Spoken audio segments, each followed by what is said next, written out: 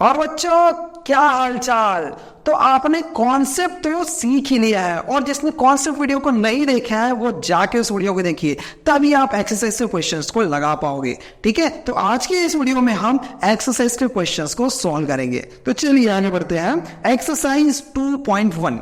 ठीक है, तो बात करें अगर फर्स्ट क्वेश्चन की, the graphs of y is equal to p x. ये हमको एक ग्राफ दिया हुआ है, y is equal to p x are given below.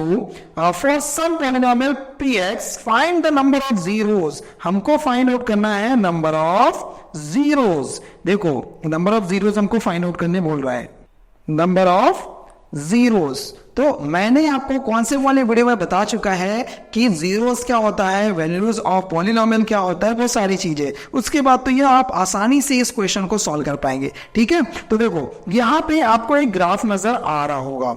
अब इस ग्राफ में अगर ध्यान दो, ठीक है, तो हमको एक लाइन गिवन है, यहां पे एक लाइन बता रखा हुआ है। ठीक है, जो कि आपको दिख रहा है एक्स एक्सिस के पैरेलल में है। ठीक है, एक्स एक्सिस के पैरेलल एक लाइन है। तो मैंने आपको जीरो ऑफ पॉलिनोमियल क्या बताया था, ग्राफ के थ्रू। ठीक है, क्योंकि आपको इस ग्राफ के थ्रू ये पहचानना है कि कितने सारे इस जीरो होंगे इस पॉलिनोमियल के। ठीक है, तो देखो ग्राफ में अगर ध्यान दो, मैंने आपको एक चीज बताया हुआ था। देखो अगर कोई भी पॉलिनोमियल आपको गिवन है, उसके जीरोस कैसे हैं, कितने जीरो से कैसे पहचानेंगे। सपोज मैंने यहाँ पे एक ग्राफ ड्रॉ कर लिया कुछ इस तरह से। ठीक है, अब यहाँ पे वो ग्राफ जो है एक्स एक्सिस को कितने पॉइंट्स पे कट कर रहा है, वाई एक्सिस को नहीं, एक्स एक्सिस को कितने पॉइंट पे कट कर रहा है वो हम चेक करेंगे। जितने पॉइंट पे कट करेगा उतने नंबर ऑफ जीरोस होंगे पॉलिनोमियल के। ओके, समझ आ गया आपको। अगर वाई एक्सिस में कितने बार कट कर रहा है उससे हमको कोई मतलब नहीं है, कितने बार भी कट करे। ठीक है, हम देखेंगे एक्स एक्सिस में कितने बार कट कर रहा है। ठीक है, तो इस ग्राफ को अगर देखा जाए जो हमारे क्वेश्चन में है, क्वेश्चन में जो ग्राफ है उसको अगर देखा जाए तो यहां पे कितने बार कट कर रहा है मुझे बताइए। क्या ये लाइन जो कि एक्स एक्सिस के पैरेलल है वो एक्स एक्सिस को कट कर रहा है? बिल्कुल कट नहीं कर रहा है, क्योंकि ये एक्स एक्सिस कट नहीं कर रहा है, इसलिए इसके जो नंबर ऑफ जीरोस है वो कितने हो जाएंगे, जीरो हो जाएंगे। ठीक है, graph of P of x is not intersect the x axis at any point। किसी भी पॉइंट पर कट नहीं कर रहा है, इसलिए number of zeros of p of x is equal to हो जाएगा जीरो। बात क्लियर हो गई। नंबर ऑफ जीरोस कैसे डिसाइड होंगे, जब कोई ग्राफ एक्स एक्सिस को जितने बार भी कट कर रहे हैं उतने ही सारे उसके जीरोस होंगे। ओके, ठीक है, अब चलते हैं नेक्स्ट क्वेश्चन पे। यहां पे कितने पॉइंट्स पे कट कर रहे हैं, अगर देखा जाए ये एक्स एक्सिस को ओनली वन पॉइंट पे कट कर रहे हैं, तो यहां पे नंबर ऑफ जीरोस कितने हो जाएंगे ऑफ पी एक्स, कितने हो जाएंगे, वन हो जाएगा। आई थिंक कि आपको यह कॉन्सेप्ट जो है वो क्लियर हो गया होगा कि कितने नंबर ऑफ जीरोस कैसे निकालेंगे। ग्राफ जो है एक्स एक्सिस को जितने बार कट कर रहा है उतने नंबर ऑफ जीरोस होंगे। ओके, नेक्स्ट क्वेश्चन में जाते हैं, फोर्थ नंबर क्वेश्चन में। फोर्थ नंबर क्वेश्चन में अब आप लोग बता सकते हैं कि कितने जीरोस हैं।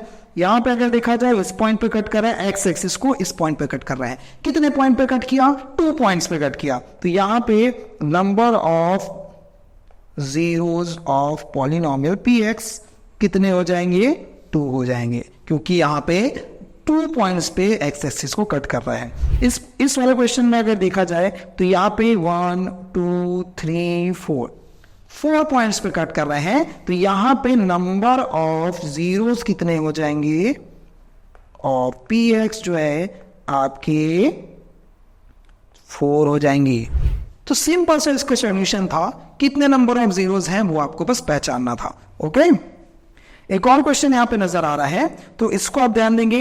ये 1 पॉइंट 2 पॉइंट और 3 पॉइंट, 3 पॉइंट पे ये किसी एक्स एक्सिस को इंटरसेक्ट कर रहा है, इसलिए क्या हो जाएगा यहाँ पे नंबर ऑफ जीरोस जो है वो आपके हो जाएंगे 3।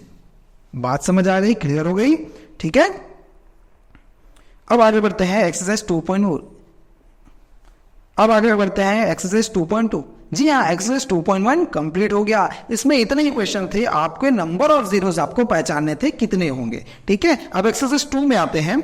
एक्सरसाइज 2 में क्या कह रहे हैं, find the zeros of the quadratic polynomial and verify the relation between the zeros and coefficient. ठीक है, आपको इसके जो है जीरोस फाइंड आउट करने हैं जो भी पॉलिनोमियल गिवन होगा। ठीक है, जैसे कि यहाँ पे ये क्वेश्चन गिवन है आपका x square minus 2x minus 8।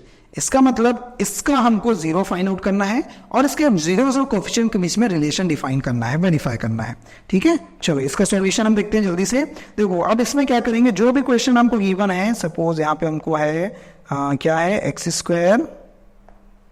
X square minus 2x minus 8 हमको गिवन है। ठीक है, अब इसके जीरोस कैसे हम निकालेंगे। ठीक है, देखो हमको क्या करना है, इसको सबसे पहले कंपेयर करना है किससे, जनरल फॉर्म से। तो जनरल फॉर्म क्या होता है, ठीक है, comparing with general form. General form क्या है, A X square plus B X plus C. तो यहां से ए की वैल्यू क्या मिल जाएगी, देखो यहां पे आपको ए दिख रहा है और यहां पे 1 दिख रहा है, इसका मतलब ए की वैल्यू क्या हो जाएगी, 1 हो जाएगी।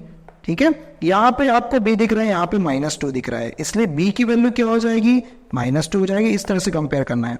यहाँ कांस्टेंट टर्म c है, यहाँ कांस्टेंट टर्म -8, इसलिए c की वैल्यू क्या हो जाएगी, -8 हो जाएगी। ये तीनों की वैल्यू आ गई। तो सबसे पहले काम यहाँ पे ये करना है कि इसका जो कोफिशिएंट होगा, यहाँ जो कोफिशिएंट होगा किसका, एक्स स्क्वायर का। ठीक है, यानी कि a की वैल्यू को हम c के साथ मल्टीप्लाई करेंगे, 1 इंटू -8, तो हमको मिल जाएगा -8। ठीक है, तो अब इस -8 का हमको फैक्टर निकालना है। ठीक है, और इसके बाद हम चेक करेंगे -8 का फैक्टर निकालने के बाद जो फैक्टर्स आएंगे, ऐसे कौन से फैक्टर्स होंगे जिसको प्लस या माइनस करने पे हमको -2 मिलेगा, आगे मैं बता रहा हूं आपको। ठीक है, तो आगे बढ़ते देखो -8 का फैक्टर निकालते हैं क्या आता है। ठीक है, देखो यहाँ पे मैं निकालता हूँ -8 यानी कि 8 का फैक्टर निकाल के देखते हैं। 2 से डिवाइड होगा, 2 4 जा 8, 2 2 जा 4 एंड 2 1 जा 2। तो यहाँ पे फैक्टर आपको क्या मिल गया, देखो एक तो 2 1 आप सबका फैक्टर होता है, ये तो आपको पता होगा। ठीक है, इसके अलावा 2 भी हमको फैक्टर मिल जाएगा, इसके अलावा 2 2 जा 4 भी हमको फैक्टर मिल जाएगा, इसके अलावा 4 2 जा 8 भी हमको फैक्टर मिल जाएगा। ठीक है, इसके अलावा आप तीनों पे अगर मल्टीप्लाई करें तो हमको 8 मिलेगा, सेम वही चीज है, तो उसको मैं बार बार नहीं लिख रहा हूँ। क्लियर हो गई बात, ये सारे इसके फैक्टर्स आ गए। ठीक है, अब हमको यहां पे चूज करना है कि मल्टीप्लाई करने पे कोई भी 2 फैक्टर्स यहां से हम ढूंढेंगे। इस फैक्टर में से कोई भी 2 फैक्टर्स हमको ढूंढना है जिसका मल्टीप्लाई करने पे -8 मिलना चाहिए, और उस फैक्टर्स को प्लस या माइनस करने पे हमको ये बीच वाला नंबर यानी कि -2 हमको मिलना चाहिए। ठीक है, तो ऐसे कोई 2 नंबर्स देखते हैं कौन कौन से आ सकते हैं, देखते हैं यहाँ पे। देखो क्या अगर मैं 2 और 4 नंबर लेता हूं, ठीक है, तो इस 2 और 4 का अगर मैं मल्टीप्लाई करूं तो क्या हमको 8 मिल जाएगा, बिल्कुल मिल जाएगा। ठीक है, उसी तरह से क्या मैं 2 और 4 को अगर माइनस कर दें तो भी हमको क्या मिल जाएगा, 2 मिल जाएगा, लेकिन हमको लाना है -2। तो -2 कब आएगा, जब हम बड़े नंबर को माइनस कर देंगे और छोटे नंबर को प्लस में लिखेंगे। ठीक है, तो जब ये माइनस हो गया तो कितना आएगा, -2। तो यहाँ पे बड़े नंबर को माइनस कर रहे हैं और छोटे नंबर को प्लस कर रहे हैं। ठीक है, तो हमको मिल जाएगा क्या, -8। तो हमको वो नंबर कौन कौन से मिल गए, हमको वो नंबर मिल गया +2 एंड -4। तो ऐसे ही आपको करना है, आपको फैक्टर्स निकालने हैं, ए और सी का मल्टीप्लाई बनने के बाद जो भी आएगा उसका फैक्टर निकालना है, और उस फैक्टर में से आपको ढूंढना है कि कौन से ऐसे 2 फैक्टर्स हैं जिसमें मल्टीप्लाई करने पे ये वाला नंबर आएगा। ठीक है, और ऐड या सब्ट्रैक्ट करने पे जो मिडिल में जो नंबर होगा वो आएगा। इसके लिए हम इसको बोलते हैं middle term splitting. Middle term को हम स्प्लिट करते हैं। ठीक है ना, हालांकि फैक्टराइजेशन मेथड है लेकिन इसको हम मिडिल टर्म स्प्लिटिंग नाम से भी जानते हैं। ठीक है, अब देखो अब कैसे सॉल्यूशन होगा इसका, आगे बढ़ते हैं। देखो अब जो क्वेश्चन है उसको मैं लिखता हूं यहाँ पे, x² - 2x, x² - 2x - 8। ठीक है, अब इसको हम सॉल्व करेंगे किस तरह से, x², और हमारे पास 2 फैक्टर कौन कौन से आए थे, एक तो +2 आया था, एक -4 आया था। तो यहाँ पर हम क्या लिखेंगे, +2 और साथ में लिखेंगे x, क्योंकि ये मिडिल टर्म जो है वो x के फॉर्म में है।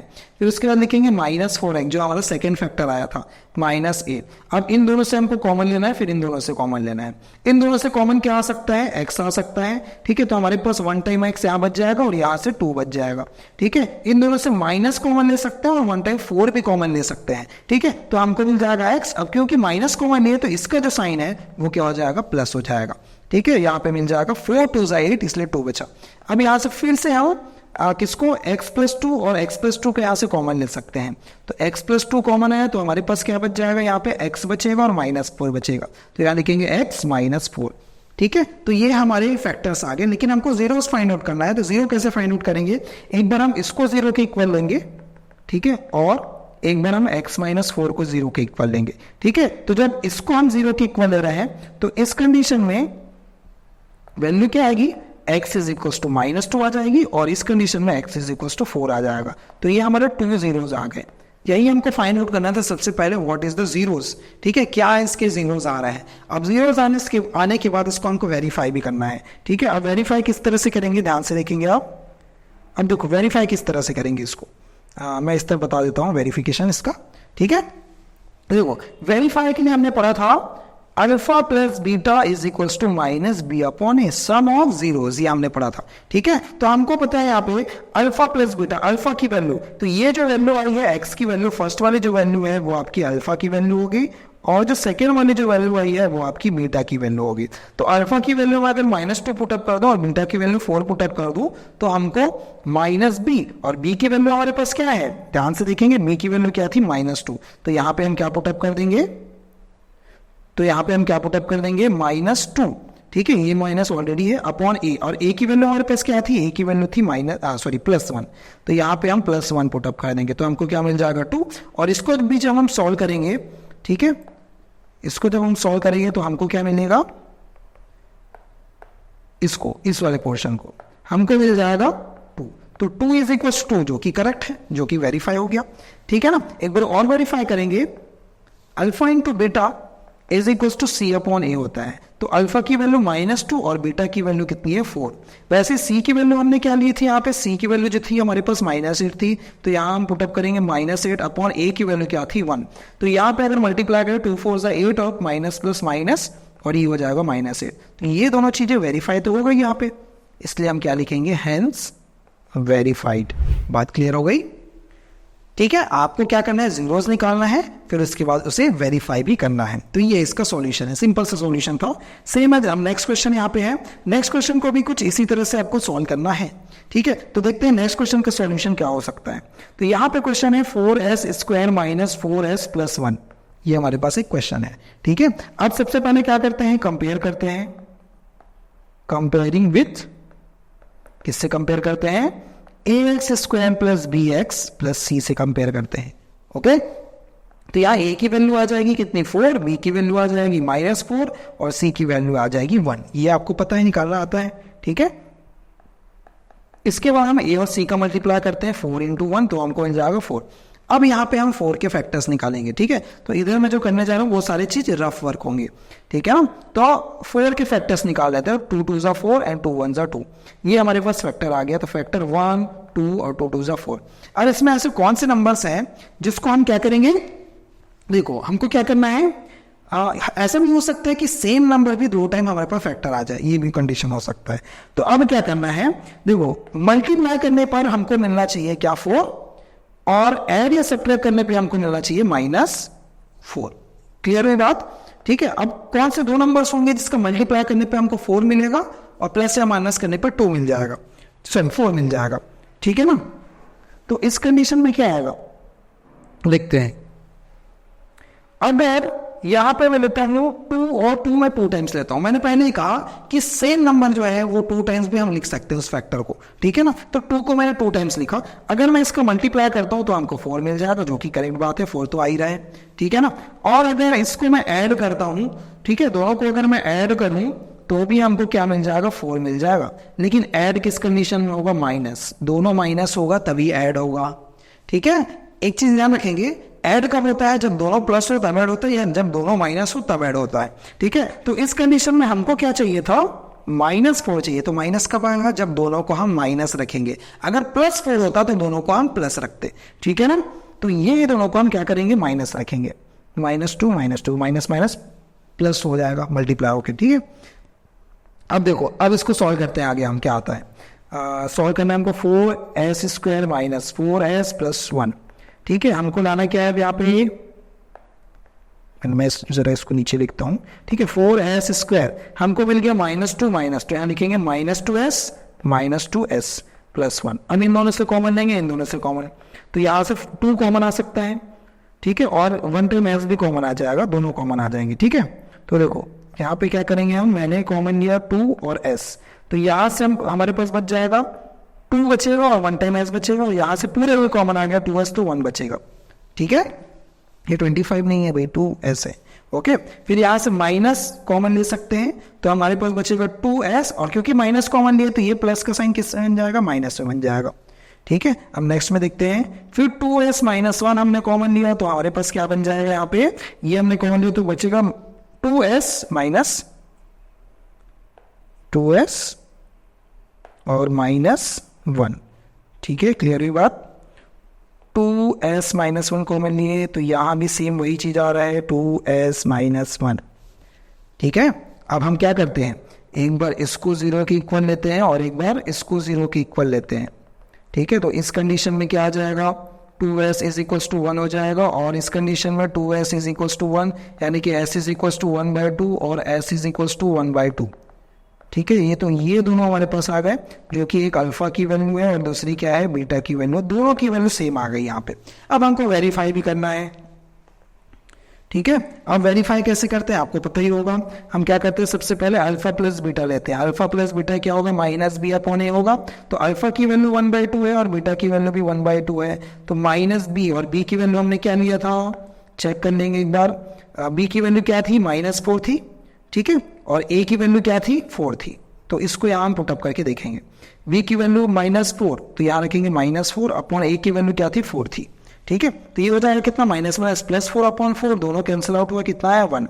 इसको अगर सॉल्व करेंगे तो हाफ प्लस हाफ कितना हो जाएगा, दोनों ऐड होके हाफ ऑफ फुल 1 बन जाएगा, इसलिए 1, तो दोनों यहाँ पे इक्वल आ गए, ठीक है। सेम एज हम मल्टीप्लाई के लिए सॉल्व करेंगे तो c/a होता है, आपको पता ही है, ठीक है। अल्फा की वैल्यू 1/2 इंटू बीटा की वैल्यू भी 1/2, और c की वैल्यू क्या है, यहाँ पे चेक कर लेंगे एक बार, c की वैल्यू यहाँ पे क्या है, 1 है, ठीक है। तो यहाँ पे हम 1/4 है, a की वैल्यू कितनी है, 4 है, तो यहाँ पे क्या हो जाएगा, 1 × 1 हो जाएगा, 2 × 2 4 हो जाएगा, तो 1/4 = 1/4, ये भी इक्वल आ गए। इसका मतलब क्या होगा, ये वेरीफाई हो गया, क्लियर हो गई बात, ठीक है। तो ये आपका सॉल्यूशन था। अब नेक्स्ट क्वेश्चन में आते हैं हम, नेक्स्ट क्वेश्चन कुछ इस तरह से है, इसको थोड़ा सा चेंजेस करना पड़ेगा आपको। देखो किस तरह से, यहां लिखा है 6x², ठीक है, लेकिन अगर ध्यान से देखो तो -3 जो है वो मिडिल में लिखा हुआ है और 7x जो है वो बाद में लिखा हुआ है, ठीक है। तो इसको थोड़ा सा एडजस्ट करेंगे हम, ठीक है ना, अरेंज करेंगे। तो 6x², इसके बाद हमारे पास x वाले टर्म होने चाहिए, इसलिए हम लिखेंगे यहाँ पे 7x और लास्ट में लिखेंगे 3 को। बात क्लियर हो गई, ठीक है। अब इसको सॉल्व करते हैं आगे, तो हम क्या करेंगे यहाँ से, अब मैं आगे बता चुका हूं आपको, कंपेयर करते हैं, ठीक है ना, कंपेयरिंग विथ, किससे कंपेयर करेंगे, ax² + bx + c से कंपेयर करेंगे। तो a की वैल्यू 6 आ जाएगी, b की वैल्यू -7 आ जाएगी और c की वैल्यू जो -3 आ जाएगी। तो सबसे पहले काम होता है a और c को मल्टीप्लाई करते हैं, मतलब 6 × -3, तो हमको मिल जाएगा यहाँ पे -18। अब 18 के फैक्टर्स निकाल के चेक करेंगे कि क्या आ रहे हैं, ठीक है। 18 का फैक्टर निकालो, 2 से होगा 2 9 जा, फिर 3 से 3 3 जा, 3 1 जा, तो फैक्टर्स क्या क्या आ गए यहाँ पे, एक तो 1 आ गया, 2 आ गया, 3 आ गया, फिर 2 3 जा 6 आ गया, 3 3 जा 9 भी आ गया, और तीनों को मल्टीप्लाई करेंगे तो 18 भी आ जाएगा। इतने सारे फैक्टर्स आ गए हमारे पास, ठीक है ना, क्लियर हुई बात, ठीक है। तो फैक्टर 1 2 और क्या क्या, 3 आ गया, 6 आ गया, 9 आ गया, 12 आ गए, ये सारे फैक्टर्स आ गए। अब इस फैक्टर में से आपको कोई 2 ऐसे फैक्टर ढूंढना है, 2 फैक्टर्स ढूंढना है जिसको हम अगर मल्टीप्लाई करें तो -18 आना चाहिए, और अगर हम ऐड या सब्ट्रैक्ट करें तो -7 आना चाहिए, ठीक है। तो कौन सा 2 नंबर से बोल लेते हैं जरा, क्या क्या हो सकते हैं। देखो मल्टीप्लाई करना है हमको और ऐड या सब्ट्रैक्ट में 2 आना चाहिए, तो क्या अगर मैं 2 और 9 ले लूं, दोनों को अगर मल्टीप्लाई करें, तो इसको 2 और 9 को मल्टीप्लाई करें तो हमारे पास जो है वो 18 मिल जाएगा, करेक्ट बात है, सही बात है जो कि मिल रहा है। और 2 और 9 को अगर मैं सब्ट्रैक्ट कर दूं, अगर माइनस कर दूं, तो हमको क्या मिल जाएगा, 7 मिल जाएगा, ठीक है। लेकिन किस तरह, -7 इस कंडीशन में हमको चाहिए क्या, देखो -7 ही चाहिए, हमको -7 चाहिए, तो बड़ा नंबर माइनस रखना पड़ेगा और छोटे नंबर को प्लस में रखना पड़ेगा, तभी जाके हमारे पास क्या मिलेगा, -7 मिलेगा, ठीक है। क्लियर हो गया? तो यहाँ पे -9 रखेंगे, ठीक है, -9 और तभी हमको -18 मिलेगा। तो मिल गया हमको फैक्टर, 2 फैक्टर्स ऐसे मिल गए, +2 और -9। अब इसको सॉल्व करते हैं आगे। तो 6x² हमारे पास है +2, तो +2x -9x -3, इन दोनों से कॉमन लेंगे, इन दोनों से कॉमन, तो इन दोनों से 2x कॉमन आएगा तो बचेगा हमारे पास 3x, और यहाँ से पूरे कॉमन आ गया इसलिए +1। यहाँ से -3 कॉमन ले सकते हैं, तो यहाँ से 3 बचेगा, x बचेगा, और ये पूरे कॉमन आएगा तो बचेगा यहाँ पे +1। ठीक है, तो यहाँ से 3x + 1 कॉमन आया, और दूसरे ब्रैकेट से क्या कॉमन आ सकता है, दूसरे में क्या बच सकता है, 2x - 3। ठीक है, तो 2x - 3, एक बार इसको 0 के इक्वल लेंगे और एक बार इसको 0 के इक्वल लेंगे। तो यहाँ से x की वैल्यू क्या आ जाएगी, -1, और 3 को नीचे लाएंगे /3, और इसमें क्या आ जाएगा, +3/2। तो ये 2 वैल्यूज आ गई हमारे पास, 2 zeros आ गए। एक अल्फा की वैल्यू होगी -1/3 और एक बीटा की वैल्यू होगी 3/2। तो ये 2 वैल्यू आ गई। अब वेरीफाई करना है हमको, तो वेरीफाई कैसे करते हैं, अल्फा + बीटा = होता है -b/a। अल्फा की वैल्यू -1/3 प्लस बीटा की वैल्यू 2/3। तो माइनस b क्या था, चेक कर लेंगे एक बार। b हमारे पास था -7 और a था 6, तो ये दोनों वैल्यू पुटअप करेंगे। ठीक है, b की वैल्यू -7/a की वैल्यू 6। ठीक है, इसको सॉल्व कर लेंगे। अब ये वाले पोर्शन को सॉल्व करते हैं, देखते हैं क्या आता है। क्या कर सकते हैं, क्रॉस मल्टीप्लाई कर सकते हैं। ठीक है, तो ये हो जाएगा कितना, 2 × 1 कितना हो जाएगा, 2 × 1 = 2। ठीक है, तो हमको मिल गया -2 + 3 × 3 = 9/3 × 2 = 6।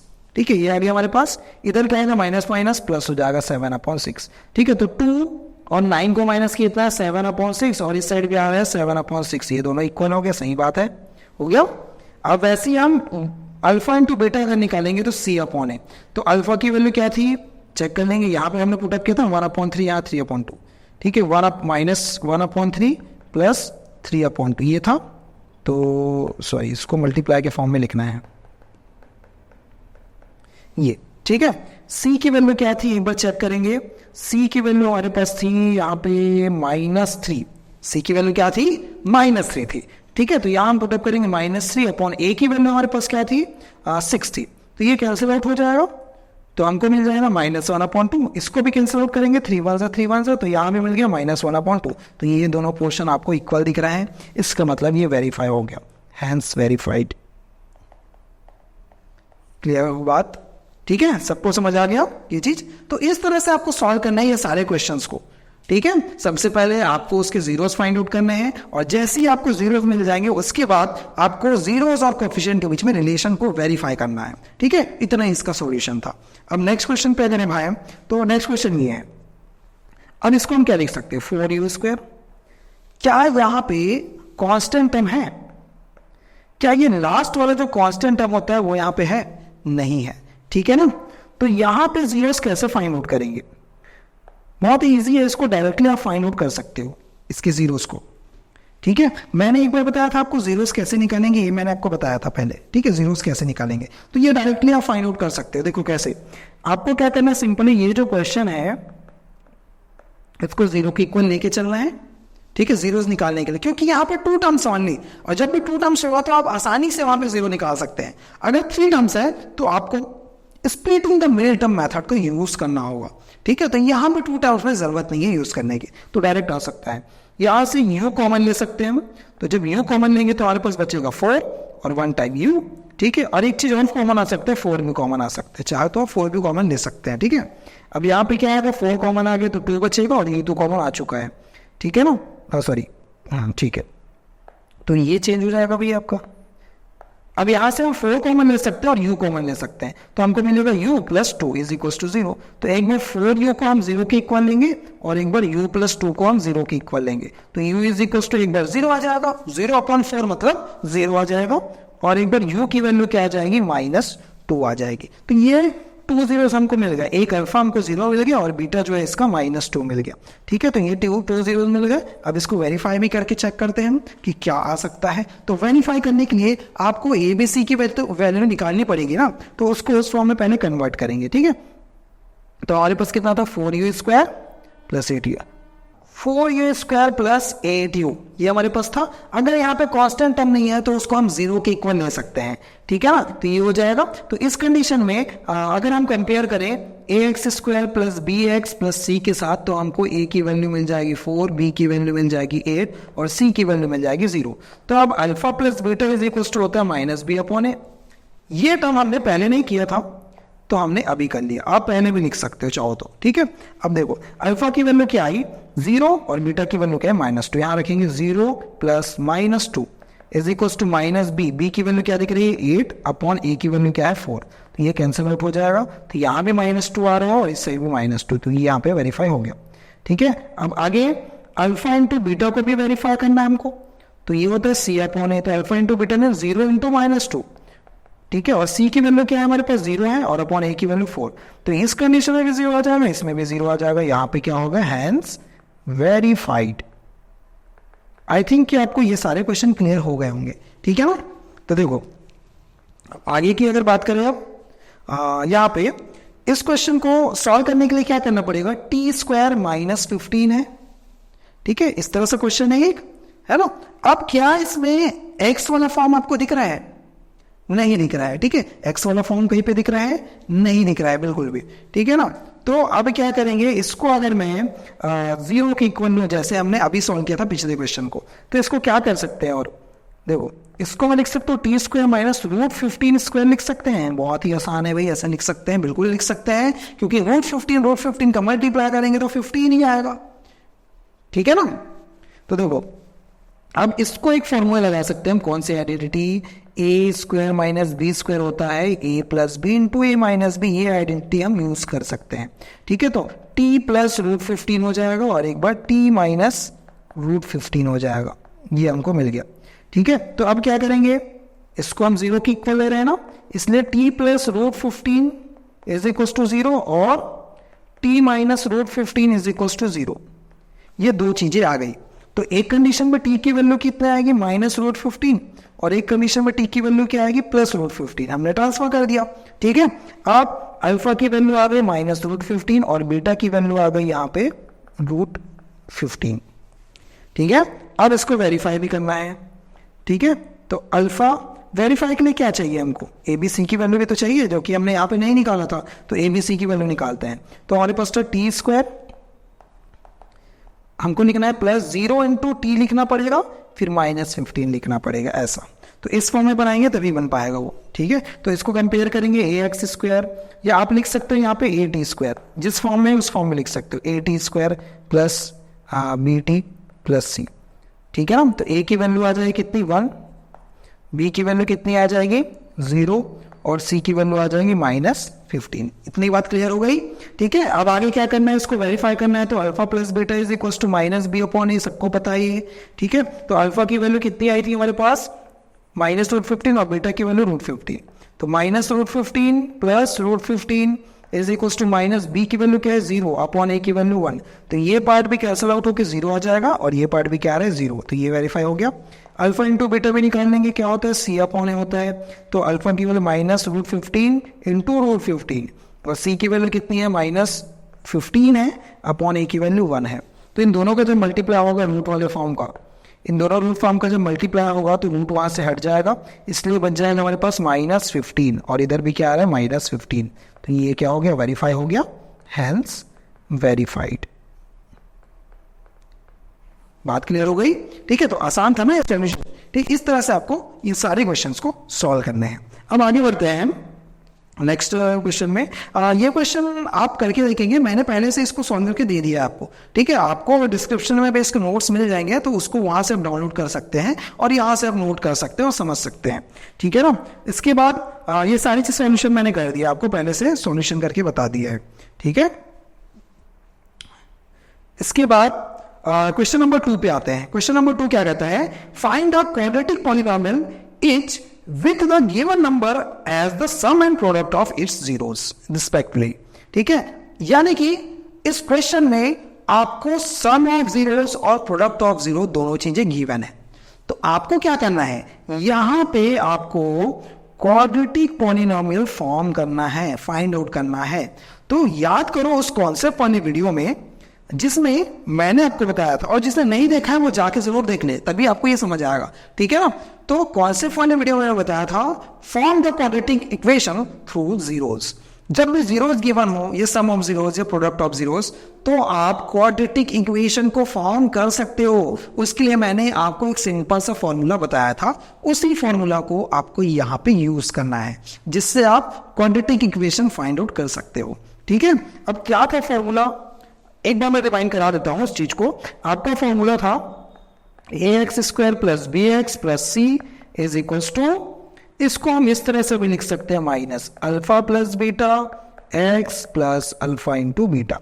ये आपका फॉर्मूला होता है, ठीक है। तो इसी फॉर्मूला को, ये जो हमने लिखा है, इस वाले फॉर्मूला को यूज करके हमको quadratic equation quadratic polynomial find out करना है, ठीक है। चलो बढ़ते हैं आगे और देखते हैं कैसे फाइंड आउट करें। तो सबसे पहला काम जो गिवन है हमको फर्स्ट क्वेश्चन में क्या है, 1/4 और -1, ये गिवन है सिंपल सा। अब इसको बोला क्या गया, देखो ध्यान से देखेंगे, सम एंड प्रोडक्ट ऑफ जीरोस। तो ये जो क्वेश्चन गिवन है, फर्स्ट वाला जो है वो सम ऑफ जीरो होगा, दोनों जीरोस के साथ, और सेकेंड वाला प्रोडक्ट ऑफ जीरो होगा। ये दोनों चीज गिवन है, तो मैं इसको लिख सकता हूं कुछ इस तरह से। तो alpha plus beta is equal to हमारे पास है 1/4 एंड अल्फा इंटू बीटा हमारे पास है -1। सिंपल सी बात है, दोनों चीजें गिवन है। तो क्या होता है, क्वाड्रेटिक इक्वेशन का फॉर्मूला क्या होता है, कैसे फॉर्म करते हैं, हम लिख सकते हैं ax² plus bx plus c is equal to होता है, अभी जो मैंने लिखाया था, x² minus alpha plus beta into x plus alpha beta, ठीक है, ये होता है। तो इसमें क्या करना है, आपको वैल्यूज पुटअप करनी है, ठीक है। यहाँ एक बात ध्यान रखेंगे, यहाँ पे k का मल्टीप्लीकेशन भी रहता है, तो उसको मैं नहीं लिख रहा हूं, क्योंकि k जो है वो क्या होता है, नंबर्स का मल्टीप्लाई होते जा रहा है, ठीक है। 1 2 3 4 मल्टीप्लाई होते जाएगा, तो और नए नए क्वाड्रेटिक जो पॉलिनॉमियल है वो फॉर्म होते जाएंगे। तो ऐसे बहुत सारे हम क्वाड्रेटिक पॉलिनॉमियल जो है वो फॉर्म कर सकते हैं, ठीक है ना।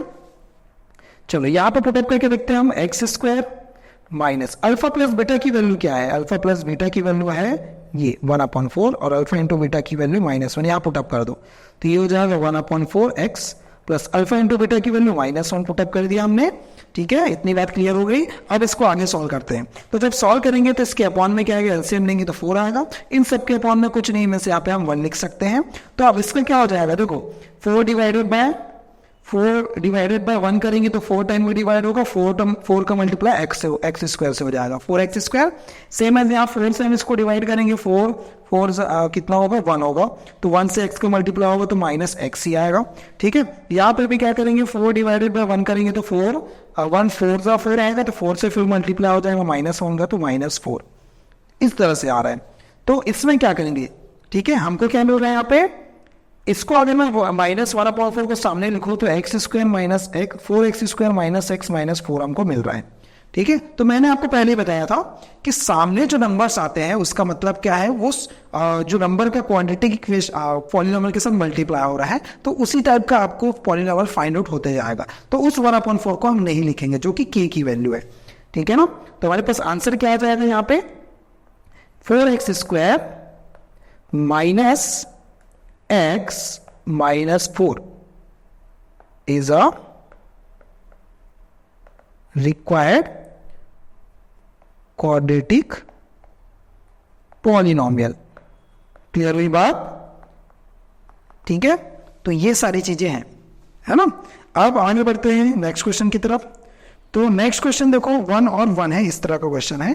देखो बाकी क्वेश्चन को मैं बता देता हूँ यहाँ पे और कैसे होगा। √2 है और 1/3 है, इसको कैसे सॉल्व करेंगे, ठीक है, ये वाले क्वेश्चन को। चलो √2 एंड 1/3, तो √2 एंड 1/3, तो यहाँ से अल्फा प्लस बीटा की वैल्यू हमको पता है √2 है, और अल्फा इंटू बीटा की वैल्यू पता है 1/3 है। ये दो चीजें मिल गई। अब क्या होता है क्वाड्रेटिक आपका पॉलिनॉमियल, मैंने बता दिया पहले से ही, क्या होता है, x² minus alpha plus beta into x plus alpha beta, यही होता है, ठीक है। तो यहाँ वैल्यू पुटअप करते हैं, x² minus alpha plus beta क्या होता है, √2, इसके साथ हम x लिखेंगे, और अल्फा इंटू बीटा की वैल्यू 1/3, ठीक है। फिर से इसके एलसीएम लेंगे, तो एलसीएम लेने पे यहाँ पे 3x², यहाँ से क्या हो जाएगा आपका -3 √3 x और यहाँ पे आएगा 1, तो इसको मैं 1/3 3x square minus 3√3x plus 1 लिख सकते हैं, यानी कि आपका जो क्वाड्रेटिक पॉलिनोमियल क्या बन जाएगा, ये बन जाएगा। बात क्लियर हो गई, यही आपका आंसर होगा। ठीक है, तो इस तरह से आपको क्वाड्रेटिक पॉलिनोमियल फाइंड आउट करना है। ठीक है, अगर इससे रिलेटेड कोई और भी आपको डाउट्स अगर निकलते हैं तो आप हमें कमेंट बॉक्स में बता सकते हैं, ज़रूर हम उसके आंसर देंगे। ठीक है, आगे के क्वेश्चन जो है सेकंड, मेरे ख्याल से अब इसका जो क्वेश्चन है आपका ये वाला क्वेश्चन, इसको आप सेल्फ सॉल्व कर सकते हैं, इजी क्वेश्चन है। ठीक है, बाकी क्वेश्चन के सॉल्यूशन मैंने आपको नोट्स में बता दिया है, जो कि डिस्क्रिप्शन में आपको मिल जाएगा। ठीक है, देखो आगे के सॉल्यूशन मैंने बता दिया, और फोर्थ क्वेश्चन के सॉल्यूशन मैंने बता दिए हैं, डायरेक्टली मैंने सॉल्व कर दिया यहाँ पे। फिफ्थ के भी सॉल्यूशन मैंने बता दिए हैं, जो कि ये होगा, और सिक्स के भी सॉल्यूशन मैंने बता दिए हैं। ठीक है ना, तो इससे आप नोट्स को डाउनलोड करके वहाँ से नोट कर सकते हो, समझ सकते हैं। ठीक है।